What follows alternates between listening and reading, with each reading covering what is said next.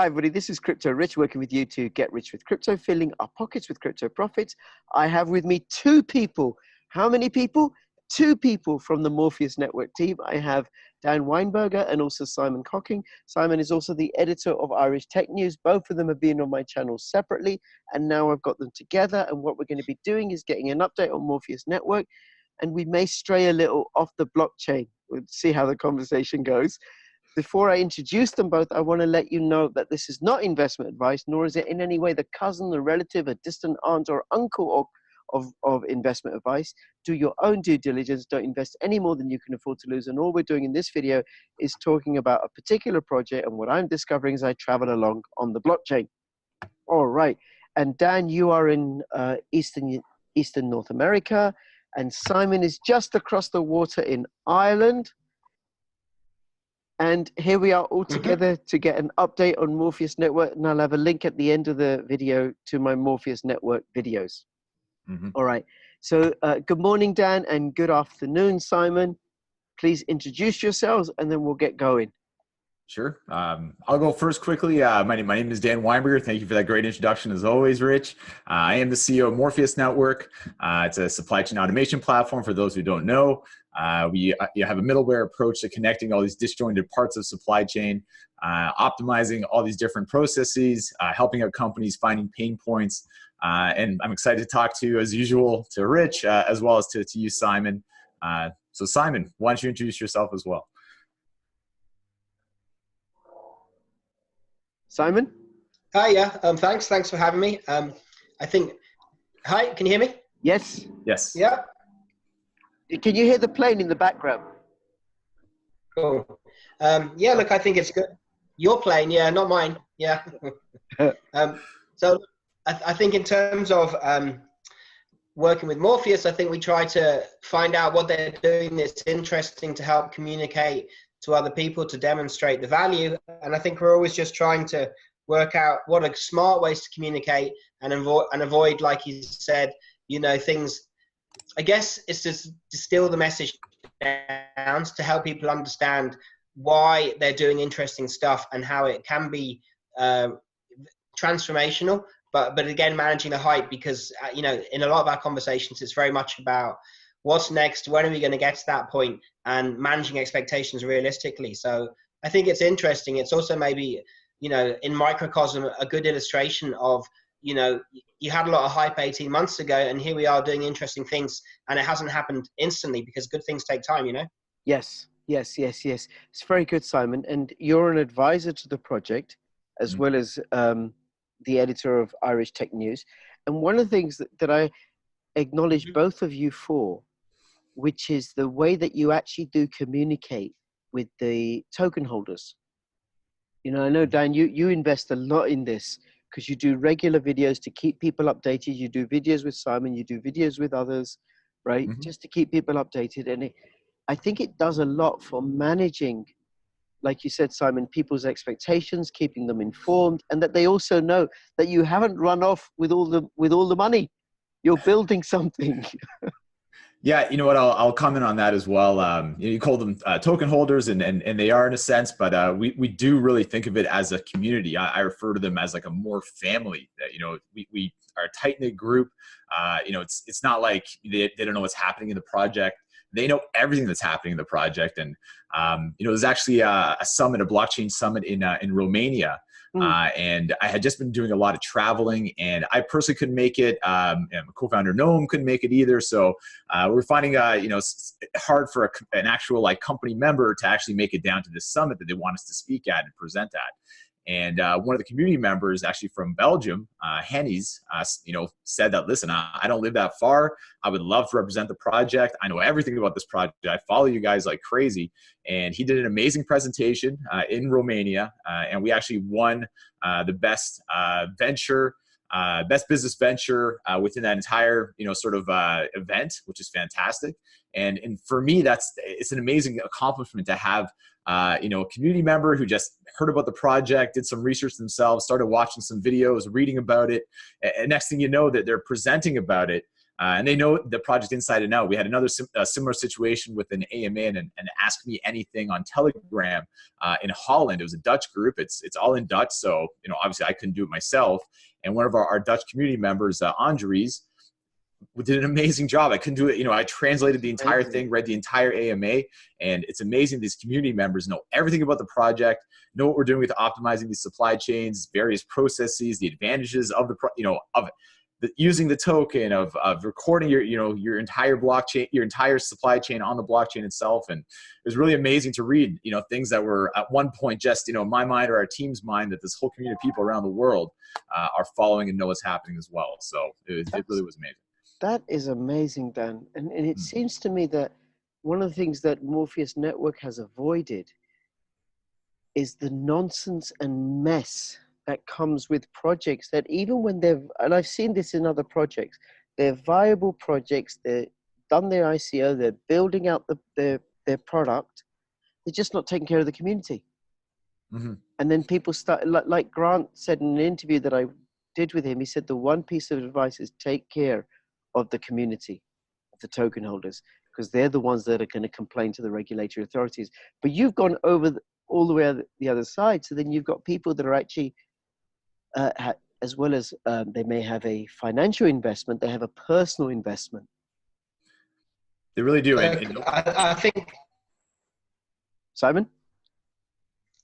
Yeah, look, I was just going to say that I think once you can have other people explain and articulate why there's value, one, it means that they can do it in languages you can't speak, but two, it means that the concept is communicable enough that they've bought into it and they see the value. And also, when possible, to leverage the value of the crowd, they may also bring insights and opportunities that you don't have. And this is the whole thing. It's about building traction. I think it's interesting too that, like, while I do some chats with Dan, he also does stuff with the dev guys, so that you've got big picture where it's going, and then you've got deep dives into other aspects, and then therefore I think that gives the range.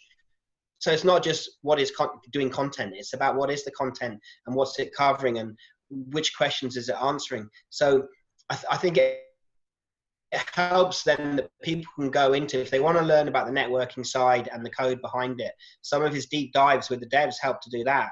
And then, like we're saying, if the people get it enough, they become the advocates. And then, because you don't clone Dan, you have other people then who are positive about it. So I think it's a smart long-term play, really.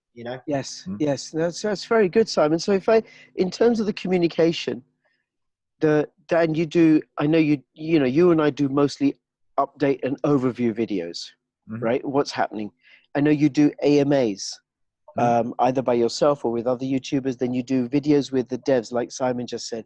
You do your fireside chats with Simon. Yeah, and I imagine in some sponge-sodden field in a bog in Ireland where he's in his little cottage, right? A little fireside chat.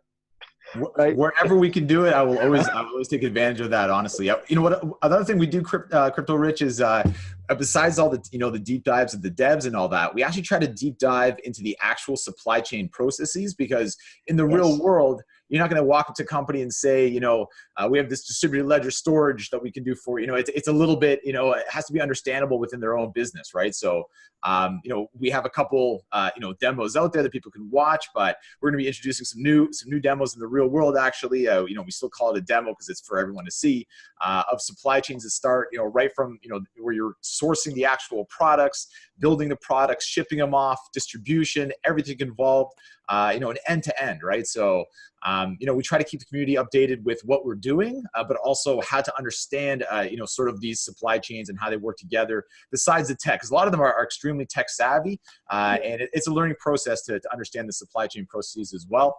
And exactly what I was going to say before about the community is Simon, you hit the nail on the head.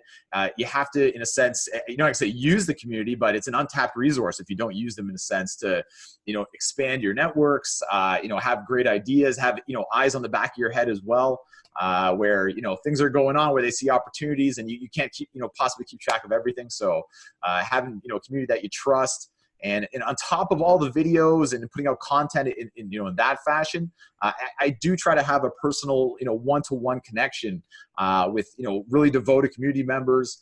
They know me personally. It's, if they want to ask a question, they don't have to post it on some page and 3 months down the road someone will get to it. No, they can just come straight to me on Telegram or email or whatever.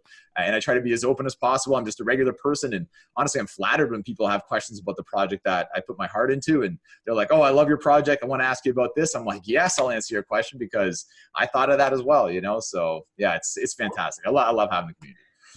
Well, Dan, the question I have, because there are other projects that are good at keeping in communication with their community and keeping them involved, and the community kind of relaxed. There isn't the stuff of saying, oh, nothing's happening when Exchange, when Lambo. There isn't any of that, right? Because the CEO takes care of the community. But you do I don't know, this multi-pronged approach. And I have two questions for you. Why and how did it come about? Do you know what? To say, why, in a sense, I am ultra interested in this project, right? So have other people who are, seeing what I've done and see what we want to do and how much work we're willing to put into it and how much work there is to be done. They have the right approach that we do. It's a long-term sort of project, right? So yeah, once in a while we do people pop in, you say, people don't say when Lambo or New Exchange, whatever it is. We do see that once in a while. And the people understand what we're going for as a long-term, sort of project and company that, they almost brush that off and say, we'll have people argue whether, having a top exchange is even important or not and all that. It's not something that I necessarily get involved in. Obviously we're, busy expanding the business and all that, but they see the long-term approach that we're coming with. And like you said, we don't get too involved with the, sort of like short-term hype that's not sustainable for the project and trying to put all your money into hype as opposed to putting it into development and really building the business itself. So. Okay, but this communication strategy, how did it come about? Why do you do it this way? You know what? It was an organic approach. Like I can't not, talk to certain community members. When I see someone post something that's just like, wow, that could have came right out of my mouth. Like, it is unbelievable. Whether they'll reach out to me personally or I'll see something and I'll say, by the way, like, this is actually Dan, from Morpheus. And I think it's amazing what you wrote there. And I completely agree with you. And it was, it'll be like an organic sort of like personal approach. And not everybody has time all the time. And I think people understand that if it takes me a day or two to respond. But I'll always, my closest personal sort of community members will always be talking. They'll know what I'm up to. And they see that I'm working hard at the project. And, you say take care of the token holders and all that. I think they want to see that we, are moving in the right direction. And in my opinion, that's obviously what we're doing. So. Very good. Very good. Look, okay. I'd say as well, right, that I think it's a more cost-effective way to do things, and it's like you're putting breadcrumbs down. That the other way is you spend a lot of money very fast on a very glitzy advertising campaign, and you pay a lot of money to be featured, with short impact. But in those high-cost, high-profile methods of marketing, everyone knows that whatever you say, you're going to be awesome because, that's the glitz for what you're paying for. Whereas this way, it's a more organic, it's a more longer-term strategy. And you could say it's a smarter, scrappier. The C-level of the team are engaged, whereas the other way, it just shows term play to do it this way. And also, it shows that it's the way that everyone can do it. Now, equally, then your counter question is lots of people can do marketing well. So you have to be good. You have to have a good product. You have to have a good team. You have to communicate well. So it's, you've got to be hitting, 8.5, 9 out of 10 in a number of categories for this to be a success. It's not just going to be a success if Dan's on YouTube every day, if there's nothing behind it, So like he says, it evolves organically, but it's logical, but it's also puts it back in the hands, because before maybe there were gatekeepers and you couldn't get your story out there. You might have had a product as good as someone else, but if IBM or it was in Coke stable before, you wouldn't get it out. Whereas this way, I think it's very liberating. Like you could say that the whole distributed ledger tokenomics, on top of the ability to use social media to communicate, enables people to get out there and get a good product out there without having to pay large amounts of money to PR companies in the way that you had to before, regards to the quality of your product. So I think it's a recognition of the times that we live in, and using the tools out there well. Yes. No, Simon, thank you so much. And it is smart. And then the question that I have, and I suppose this is from my social work background, right? It's like how you are, Dan, and I include Noam in this because it is for me that you two are running this operation together, right? In terms of communicating with your community, and then in communicating with the devs and Simon, other people in the videos that you do, I imagine is probably what goes on through the thread of the organization and how the organization communicates with itself, because you're kind of setting a model. You know, this is your vibe. You know what? Having open communication throughout the company is definitely, you know, something that I'd like to model for the rest of the company as well. And I don't see why not, in a sense. And it kind of progresses everything through. And yes, you say, you know, myself and Noam in a sense are the co-founders. So we're running the company, but in a sense where we see ourselves as, you know, at the exact same level of everyone else. We have people who are the bosses of a certain project, and they're completely taking it. It's basically us asking them for, you know, how's it going? Do you need our support in any way? You don't? Perfect. It's going amazing. You keep on going with that. And I've taken to that approach in a sense over, you know, having my hand on every single aspect of things with so much going on all the time.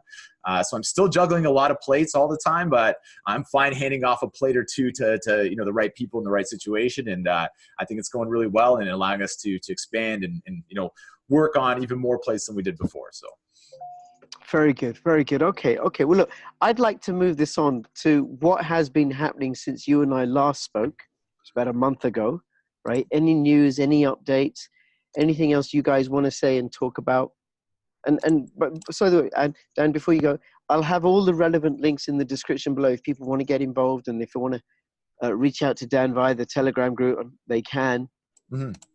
Yeah, I wanted to bring up actually this really exciting project that we're working on with Xinli. It's an air compressor manufacturer out of China. It's another one of these amazing pilots. And the reason I really like this one specifically, not that I don't like the other pilots as well, is that number one, they're the largest air compressor manufacturer in all of China, which I thought was an amazing stat. Which I didn't even know when I visited them personally last year. I was there. They took me around the facilities. It's like a city. It's such a massive manufacturing facility. It's multiple buildings on this property. And these air compressors, you know, there's hundreds, if not thousands of parts on every single compressor. Sorry, Dan, what is an air compressor and where is it used? What are the applications? In manufacturing facilities, they use air compressors for pneumatic tools or pneumatic machines. Right. Pneumatic means like an air power. So a compressor itself will build up pressure within a tank. And then when you need that air, which is really compressed, it'll shoot out and make a noise and power, let's say like an air-powered gun, or even power a giant machine that needs some air power in it as well. So if you hear a lot of like blowing and, you know, kind of shooting sounding noises, a lot of time that's pneumatic tools. And even let's say like NASCAR, when you see them like, you know, attach those, you know, tires and wheels on, you know, they're using these pneumatic tools are extremely powerful as well. So manufacturers, I believe the number is 1.5 million manufacturers per year, ships them all around the world, which is a crazy massive number, obviously, right? So they ship to 1.5 million manufacturers. They 1.5 million units they manufacture themselves. Okay. So it's not a 1.5 million manufacturers that are selling from that point. It's 1.5 million units total manufactured, which is the largest manufacturer in China. These are not, you know, nuts and bolts. These are big machines that have thousands of parts, basically, right? So. Right. And if you think about it, when you're shipping to, you know, countries all around the world, dozens of countries, whether you're shipping, let's say, the United States or to Canada or to Europe or within China, there's different voltages, different parts and pieces needed on every single machine. You can't run the same voltage in Canada that you do in the United States, for example, on a 3-phase machine. So every single part went down to the switches, down to the, you know, little connectors, everything has to be switched based on the, you know, the voltage of the machine itself. And if there's any maintenance issues, you have to know what voltage that machine was in the first place, where it's located, where it was shipped from, where you source the parts from in the first place. They could have dozens of different manufacturers from around the world that they're sourcing their parts from. So we built the system for them, geolocated all these different handling points with the simple QR code scan, attached to the blockchain and that exact you know, unit itself, that shipment or product, all the different parts, the packing list, the manuals itself, the ocean shipping documents as well. So everything's all connected down the chain. So at this stage, it's being manufactured, and they can keep track of all the the sourcing of all the parts. But down the line now, these are being delivered. You're actually keeping track of these machines post-delivery, post use of the actual product. When that QR code is scanned as well, they can keep track of what needs to be maintained, what has to be upgraded, and then later on down the road, they're using all this data for predictive abilities to know when this part's going to fail. Maybe it's worth it to buy the more expensive motor for this machine because it lasts an extra 10 years because this one keeps on breaking down every 5 years. So keeping these things maintained, using so many different so much different value down the line, even beyond delivery of these machines. So people are thinking of supply chain as ending at logistics itself, but even post delivery, keeping track of everything involved and all the parts and where to source all those parts, where they all came from. Really amazing stuff, and then optimizing using that data as well. So I'm loving this project, honestly. Just a huge amount of data involved. So that's incredible. And what I'm going to do, because I'm going to represent this, but I'm going to use a motor car. And why I'm going to use a motor car instead of an air compressor is because I'm familiar with a motor car, right? And it's a large, complex machine. So it's like these motor cars get built, and this is just for illustrative purposes, right? And there's a QR code that has information about where the rubber for the tires came from, where it was assembled, what the emission date is for if it's going to go to Germany or the US, and then it arrives in its destination. And all that information is available on the QR code that when it would need servicing, I don't know, all kinds of bits and pieces. My car thing actually falls apart, but I'm actually better with the car than I would be a compressor. Perhaps I should have stuck to a bicycle, right? A simpler machine. But that's just incredible, because if I can go to my car, I can take my car to a local garage and they're able to scan the QR code, and then they get the entire history of the car and all the components and what's required to take care of it in the future. That would just be incredible. And these air compressor machines, I don't imagine that they're cheap. No, most definitely not. They could be, valued in the hundreds of thousands of dollars a piece, right? So, it's funny because, manufacturing equipment, when it was quality, let's say made in the 1950s, 1960s, people wouldn't pay, a huge amount of money for a giant compressor, a giant saw, and not expect it to last for decades and decades. Where nowadays, people are not making quality machines in a lot of places. They don't know how to source parts for it. It's easier just to buy a brand new one and get rid of what you have. Maintaining these machines properly, having a machine last you 25, 30, 50 years instead of 5 years. Think of the value for the company itself, but also for the environment. There's so many different levels to it as well. So yeah. Wow. Okay, that's very good. And then it may possibly also help the smaller suppliers for components and parts, because the end user would know where they need to go to get the original parts, perhaps. Exactly right. And let's say those parts are no longer available, easier to find other parts that are available that are, in sync with the same machine. So it's, you really can connect the dots really well, having all this data readily available. With right now, if you ask Chin Lee or a lot of these companies around the world, what system they're currently using, they're just not using a system at all. They'd have to backtrack through papers and invoices and see, who do we source this from? When was this built? They would have absolutely no idea. So right now it's just basically revolutionizing that whole, back-end system, which doesn't exist. That's incredible. It's all available via a hash through the Morpheus network platform that all this information opens out. So what is happening with the pilot? They're putting the QR codes and shipping them out? Is that where we're at? Yeah, basically we set up a contract with them where the compressors themselves are being manufactured. They're attaching the QR codes. And at this stage, they've scanned the QR codes themselves. And now they're on the ocean and they're going to be received in North America and scanned on this end as well. And then the whole process with maintenance begins. And we set up with a new, sort of piloting contract with them as well to sort of ramp up our, tracking ability with visibility, and also obviously the documentation and all that. So our view actually is to get more into, instead of just storing these documents, like we're doing more with the USMCA region, North America, we're actually generating all the customs and compliance documentation as well. So that is more of our goal with all these companies, kind of getting them down to that level where they're using the platform to generate as well as store and share and track and all that all together. So different levels to these, implementations. And with Chin Lee right now, it's on the water, being tracked well. geolocated in China exactly like we needed. And yeah, the POC is going extremely well. Okay, very good. And I want to I'm going to say something to bring it back to what we were saying in the first part of this conversation about the different threads of communication. So as these air compressors travel, as they're manufactured and then sent, along the way you got the logistic companies, and you got the auditory and customs companies, and you got the wholesalers and the retailers and the end users. Mm-hmm. And they've used, each one of them is using this system, finding it far more efficient than what's happened before.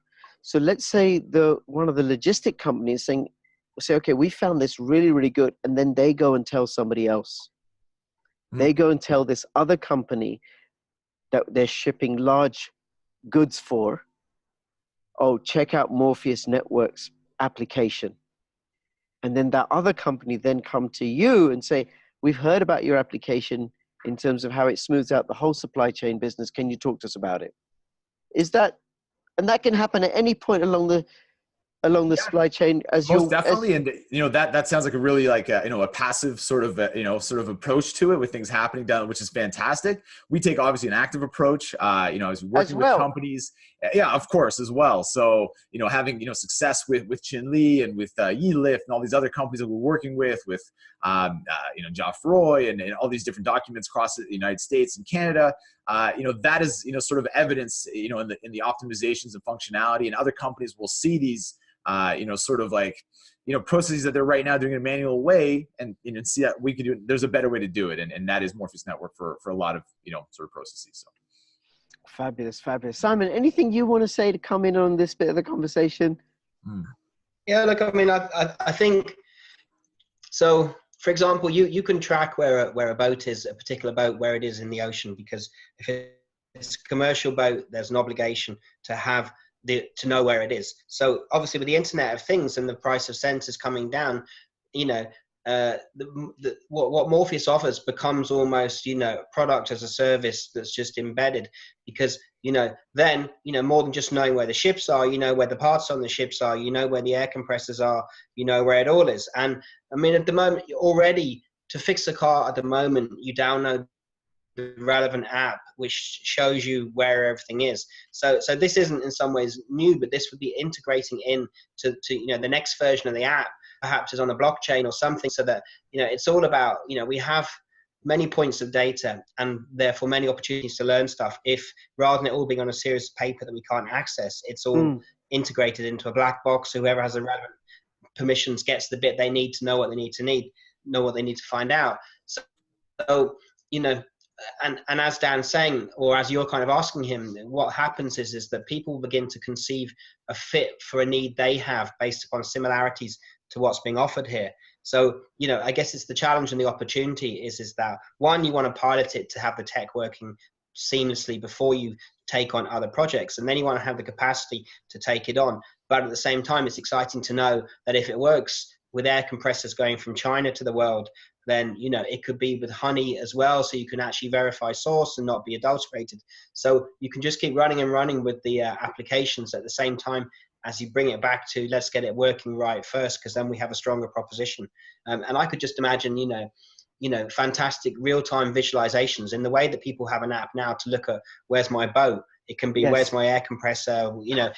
It's a bit like Rolls-Royce and the engines for the jets. That they know when to pull the engines out before the plane crashes, based upon the performance of the engine over its lifetime. And so therefore it's smart, it's logical, and it'll be preventative, IoT delivering preventative, not even just in time, just before time stuff. So I guess these are all the bits that are exciting, interesting. And then the more that we have snappy little explainer videos, so we can go from a 60-second visualization to a 30-minute presentation, depending on the amount of data people want, it helps people to understand better, because we are moving into things that are more complex than one person can fix. But if we can conceive what it should do, then we know where we could use it next. So no, I think it's interesting, and I think it's about, therefore, the communications only part is relevant when you've got something viable to communicate, and then it's a self-reinforcing loop where we have to know which bit is ready to go into the loop. Yes. Thank you, Simon. Thank you. Hey, Dan, anything else you want to let people know that's been happening that's exciting? Yeah, I was going to make a comment actually about something that Simon was saying as well, and what's interesting about those IoT devices is, yes, we can do some amazing tracking, and that's how I always thought about it as well. You think about a company that wants to put IoT devices on a machine to manufacture, whatever it is. Oh, you want to track these, you want to make sure the shipping goes properly, you want to let your clients know where the products are. That's probably your use case, right? And the majority of the time, it's actually just like, no, it's if the client doesn't pay their bill, that we can actually track down our machines and know exactly where they are and have them all over the map. So it's, it's not necessarily the approach that you think it's going to be used for, but there is a business side to it as well. And if, you have a contract out there and you want to make sure you know where your, $100,000 machine is located, you just put an IoT device on, and that's a great use case as well. So that's from the, the manufacturer side of it and their sort of advantage with that. So I thought that was an interesting sort of take with us as the tech company, not really, seeing the use case properly, and listen to your clients, listen to the companies, what are they looking to do, and then implement properly based on that as well. So yes, which brings us back to communication. And one important aspect is listening. And then, but then actually being available to listen for what's out there, for what people are saying, so you can actually hear it. Okay. Anything else, Dan, you want to let us know that's happening in terms of an update? Yeah, you know what? I just got back. As I mentioned to you guys, I think before we recorded, I was in Paris. I actually gave a presentation at the Paris School of Business, of course, about emerging technologies and transformations in companies. And it was fantastic seeing that, different perspectives from around the world. And in France as well, I gave one of the only English presentations at the event. So I think it stood out just being, a non-French speaker to start with. But the reaction was fantastic. Some amazing companies down there as well. Bank Paribas was represented, and Michelin was represented as well. And it was really fantastic talking to the people in France. And that actually allowed me to attend the ISCEA advisory committee. It's actually an education course they have teaching C-level, sort of like corporates about blockchain and the future and implementations and how their companies could sort of benefit from them. And basically what they had me there is as an advisor, overlooking the entire sort of like, education that they had, which was in English, which I thought was interesting. I said from the start, I'm like, I don't speak French. They're like, no problem. We're teaching them in English. Like, all right, perfect. So I was there for it. It was fantastic. Myself and Noam have also joined the George Brown AI advisory committee as well. So we have these meetings basically getting together, discussing how the data they're bringing in from all the different clients that they're working with should be leveraged using AI. And it's really fantastic. And, joining these different committees and being a part of sort of like the future of emerging technologies, I'm super excited about that, besides obviously the stuff that we're doing, but also, sort of guiding, my attention towards things that will help not only Morpheus, but also, blockchain and the whole sphere in general. So. That's fabulous, Dan. And I can also hear the whole thing about communicating through all these events, just communicating and reaching out to potential customers and users of the Morpheus network, communicating to other players in the industry and in the whole wider blockchain, artificial intelligence industry. Just communicate. And even through your connection with Simon, who's just, there he is, he's just moved. Hey. Hi, Simon, with the Irish Tech News, because his whole website is all about communication. Very good, very good. Okay, now I'm going to have all the links in the description below if people want to find out about either of these projects, Irish Tech News and also Morpheus Network. Anything else you guys want to say before we finish up? I guess one thing is that you're pushing like an open door here, because the interconnectivity between the technology, there are so many areas in which it will work, and therefore it's exciting because once you get it nailed in one area, then you roll it out. And then, like Dan says, actually getting people to pay, and if they can't argue about the fact that the machine is transmitting that it's being used, is fantastic, because they can't deny they received it. Back in the day, they'd say, "Oh, sure, we never got that." Whereas if the IoT sensor is embedded in the machine in some way, or maybe by virtue of when it turns on, it sends a signal to say where it is and what it's doing. These are actually really useful elements to the business too, because you need to get paid. So I think it's exciting that, it's like PayPal and things morph from one area to another. Initially PayPal was to get payments on BlackBerries, but then who uses BlackBerries? And suddenly, it's a global payment system. So I think that's almost the unknowability of where future things may come from. Is an interesting thing to stay in touch with as well. That's amazing. That's like, where could Morpheus network, what could it lead to? Do you know what? I'm finding that as well. It's a path that you go down, you know, and the different use cases, different protocols that are built based on what the clients are asking for. And, you know, honestly, it's, you know, these different projects and pilots that when the project started, I didn't envision this is what we'd be working on specifically. And now I'm, you know, obviously head over heels that these are the amazing projects that we're working on. So just a couple of little things that I wanted to add as well, that you know, we have a new team member that we're, you know, putting the announcement together right now. We want to just kind of like package it properly with the announcement. Going to have a little video with the new team member as well. Very excited about, you know, the progress already with the work they've been doing. And, you know, basically, you know, a little bit of a teaser announcement. I realize that, but I want to let people know that, you know, very excited about the future with this expansion that we're having to the team and allowing us to even expand our networks that much further. And yeah, besides that, just letting people know that all these projects are going extremely well. I'm as excited for the future as I've ever been, of course, and even more so, I'd say. And yeah, if everyone has any questions about what we're doing, where we're at with any sort of project or, you know, trajectory of the company, then, you know, feel free to reach out to me directly, of course, or to anybody at the company. But my email is dan@morpheus.network. And as everyone can attest to, I do reply back to everybody. So yes, thank you so much. Thank you. Simon, anything for you? No, that's great. I've enjoyed it. It's good to check in with you guys, and, you know, we'll do it regularly. So thanks. That would be great. That would be really, really great. I really appreciate having both of you on, and thank you both for making the time available. Because I know, Sam, you're actually on holiday with your family, so thank you to your wife and your children for giving us you for a while. And for everybody who's watching, any comments, questions, put them in the description below. Go check out the links, do your own due diligence, and between now and when I see you next, please keep filling your pockets with crypto profits. This is Crypto Dan and Crypto Simon and Crypto Rich signing out. All the best. Bye-bye. Thanks. bye, guys. Bye-bye.